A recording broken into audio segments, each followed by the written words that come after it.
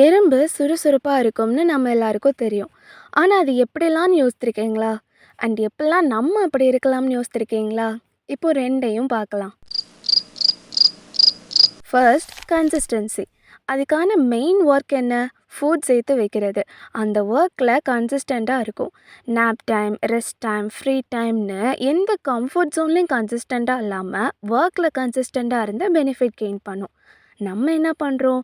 நாளைக்கு கண்டிப்பாக இந்த ஒர்க்கை முடிக்கணும், மார்னிங் 8 o'clockலாம் முடிக்கணும்னு சொல்கிறோம். ஆனால் பெட்டை விட்டு எந்திரிக்காமல் லெட்ஸ் டூ இட் டுமாரோன்னு விட்டுருவோம். So where is our consistency? யோசிங்க. Second, team work. ஹியூமன்ஸ் மாதிரி அங்கே பெட்ரேல்ஸ் இருக்கிறது கம்மி தான். ஸோ தட் அங்கே டீம் ஒர்க் கரெக்டாக மூவ் ஆகும். ஹியூமன்ஸில் யார் எப்படின்னு அவங்களுக்கு ஏற்ற மாதிரி மூவ் பண்ணால் இங்கேயும் டீம் ஒர்க் பாசிபிள் தான். ஆனால் ஒருத்தவங்களுக்கு ஏற்ற மாதிரி நம்மளை அடாப்டே பண்ணாமல் இட்ஸ் இம்பாசிபிள்னு விட்டுருவோம்.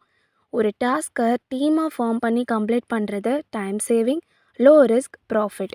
இதையும் யோசிங்க. Third, discipline in all season. சம்மர்லேயே ஹார்ட் ஒர்க் பண்ணி வின்டருக்கான ஃபுட்ஸை எறும்பு சேர்த்து வைக்கும். பிகாஸ் வின்டர் டைமில் அது ஸ்லோ ஆகும். They know its nature and அதுக்கேற்ற மாதிரி மூவ் பண்ணுது. Humans on the other hand எந்த சீசன்ஸ்லனாலும் we கேன் ஒர்க். பட் வின்டரில் தூங்குகிறோம், சம்மரில் டயர்ட் ஆகுறோம். Think about it. நாளைக்கு ஒரு ஒர்க் இருக்குன்னா அதுக்கான pre steps like preparation, to do list இதெல்லாம் ரெடி பண்ணால் future work easy and comfy, right?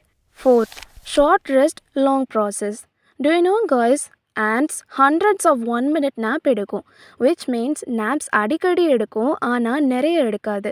அதே தான் ஹியூமன்ஸ். நம்ம லிட்டில் பிரேக்ஸ் எடுத்து லாங் ப்ராசஸ் பண்ணும்போது அந்த ஒர்க் அவ்வளோ ஹெவியாக இருக்காது.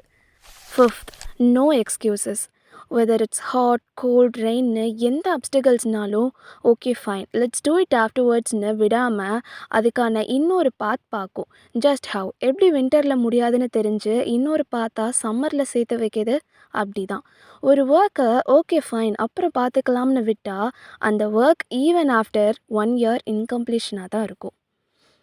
இவ்வளோவும் தான் அதோட ஆக்டிவ்னஸில் இவ்வளோ பிளானிங்ஸ் இருக்கனால தான் பைபிளில் கூட எறும்பை எக்ஸாம்பிளாக சொல்கிறாங்க.